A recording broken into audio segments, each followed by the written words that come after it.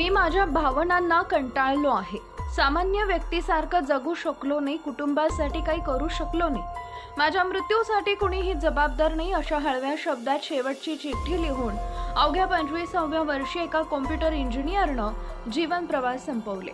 नाशिकच्या सिडको परिसरात गुरुवारी दिनांक 28 ऑगस्ट रोजी सायंकाळी घडलेल्या या घटनेनं कुटुंबीय, मित्रपरिवार आणि परिसरातील नागरिकांमध्ये हळहळ व्यक्त केली जाते। यश वसंत कोलते, राहणार दत्त मंदिर चौक, त्रिमूर्ती चौक, सिडको, नाशिक असं या तरुणाचं नाव आहे। मूळचा जळगाव जिल्ह्यातील जामनेर तालुक्यातील असलेला यश गेल्या 10 महिन्यांपासून नाशिक येथील एका IT कंपनीत कार्यरत होता। शिक्षणासाठी तो काही वर्षापासून नाशिकमध्ये वास्तव्यास होता। गेल्या 2 दिवसांपासून तो कंपनीत न गेल्यानं मित्रांनी चौकशी केली। त्यानंतर नातेवाईक गणेश नाफडे यांनी घराचा दरवाजा उघडला असता यशनं गळफास घेतल्याचं आढळून आले।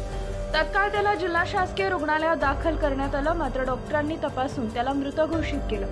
यशच्या पॅन्टच्या खिशात सुसाईड नोट मिळून आली असून त्यात नैराश्याचा स्पष्ट उल्लेख करण्यात आलाय। मला नेहमीच चिंता आणि काळजी वाटते। मी सामान्य व्यक्तीसारखं जगू शकलो नाही। सर्वांनी मला माफ करावं अशी चिठ्ठी त्यानं लिहिली।